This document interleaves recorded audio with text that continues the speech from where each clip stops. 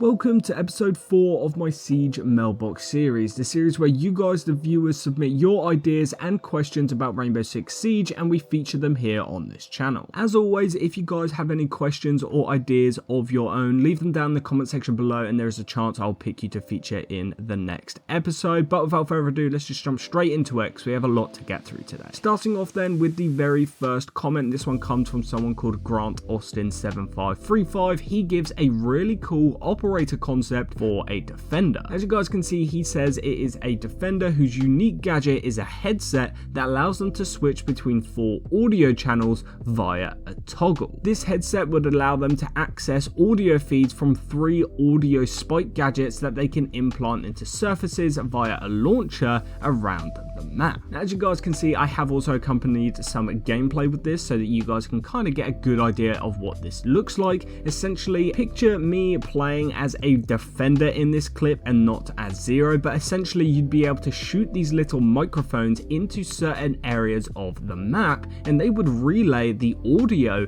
to the operator's headset. Now obviously, having 3 different audios coming in from different areas of the map, you'd be able to enable and disable this, maybe only temporarily having it active in your ears, but you'd also only allow to hear from one audio source at a time. Now Grant also gives a pretty good example of what the HUD should look like and how this should work. He says, when an audio spike is deployed, a HUD element appears in the bottom left of the screen, kind of similar to how Fenrir's HUD elements display. However, on top of this, it will also have a volume meter that displays how much audio is being picked up from each audio spikes, which would then allow you to switch to them where you can actually hear the live audio relaying into your ears. Now this is a very interesting concept. I could see this being extremely useful, especially in high ranks where majority of the players really do rely on audio cues and stuff like that. For example, if you were playing on bank like I have set up in this clip and you were defending basement, you could set up some audio spikes around the map and use the audio intel to kind of learn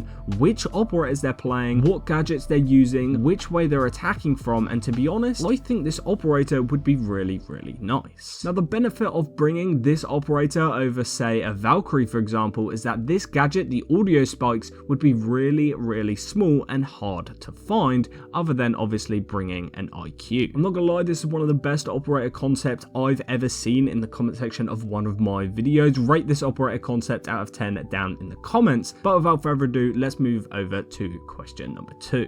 Now question number 2 comes from Goofball1. He says they should make a magnified A sight that has a smaller dot like how the 1.5 times was. Now if you guys are unaware of what he was talking about, basically when they changed the 1.5 and they removed it from the game, they also updated some of the one-time scopes and their reticles and how thick the bezels on them actually were. If I can find some examples, I will show you, but basically they just made what the sight actually looks like a lot thicker, making it harder to see what you're actually aiming at. I'm gonna be completely honest, I don't know why Ubisoft even made this change, maybe because it was better than the other ones, but they should have just made the other ones slimmer rather than making the good ones thicker, if you know what I mean. To be completely honest, I would love to see a system where there is a lot of different types of reticles that you could choose from. This would be a great customizable feature in the game as well. Obviously we can already change the color of the reticle itself, but having different shapes and,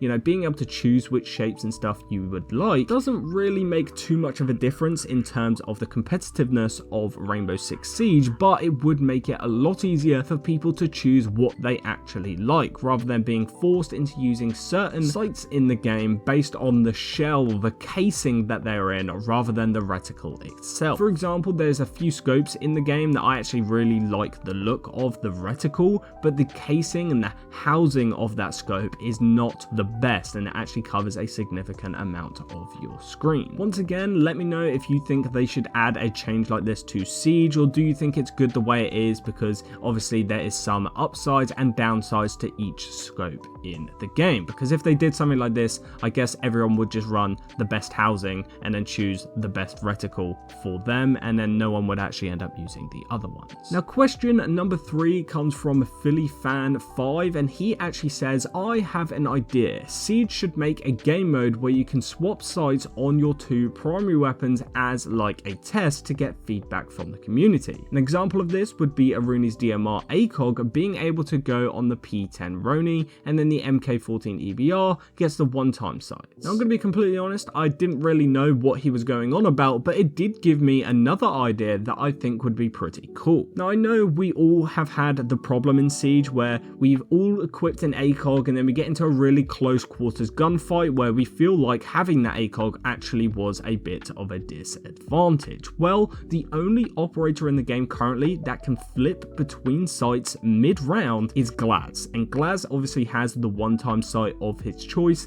and then he can flip up his thermal vision, his enhanced zoomed scope, which obviously gives him a much better zoom on his optic. Well, my idea is to have an operator, or maybe just adding it as a feature to the game, where certain operators are able to add a hybrid sight to their weapons. I think this would mainly be a scope used on DMRs, but I could definitely see this being used on other weapons as well, and essentially what it would do is allow you to have a one-time sight of your choice, press a button, flip up your magnified scope, and being able to use that as well. For example, you could start off with a reflex A, for example, flip up the sight, and now you suddenly have a magnified B scope. On top of this, you'd also be able to use the telescopic sights as well on those DMRs, which would actually allow you to use them, because in my opinion, they are way too zoomed in to be used inside. So being able to flip between a 1x and a telescopic scope would also be pretty cool. I don't know why Glaz is the only operator in the game that has this sight available to him. Obviously, it's good because thermal vision is not something you want on your scope at all times as Glaz, but adding a scope like this to other operators and just taking away that thermal vision, I think would be a great benefit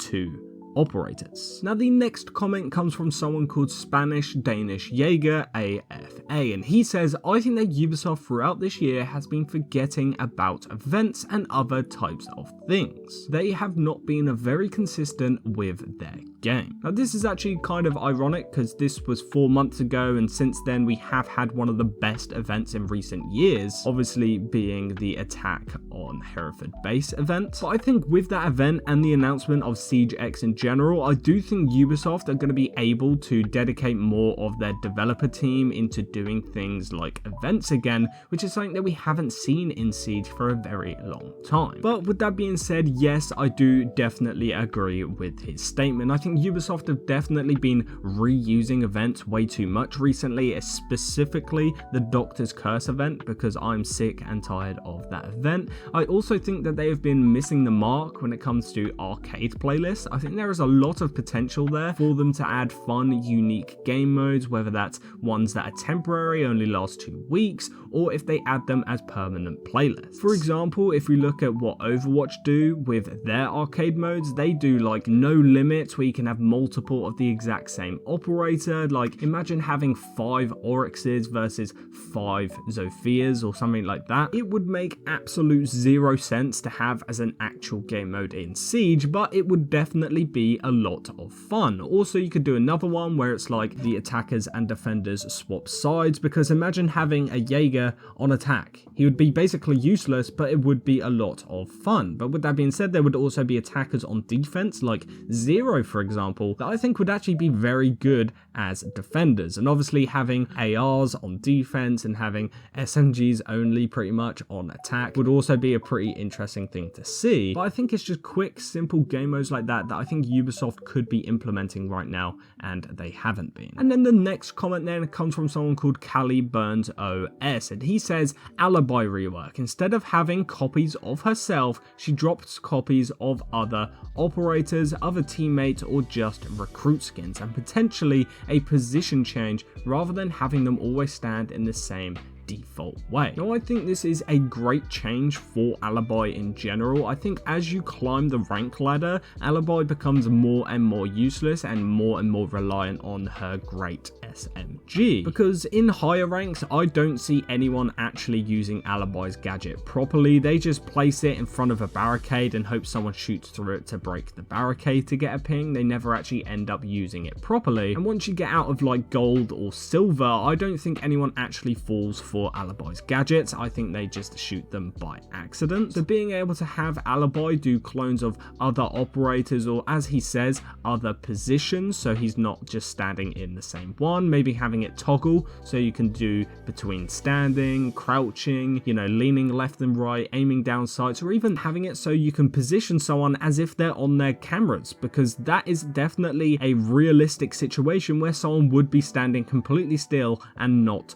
moving. To be honest, I'm surprised Ubisoft haven't implemented something like this for an Alibi rework for a while, because she's always been quite underwhelming in my opinion, and as I said, everyone just only relies on her good SMG and don't actually play her properly. With that being said, that has been it for today's video. If you have any questions or ideas of your own, please be sure to leave them down in the comments. You might feature in the next episode. If you enjoyed, leave a like, subscribe, click the video on screen here if you want to see more videos like this, and without further ado guys, I'll see you in the next one.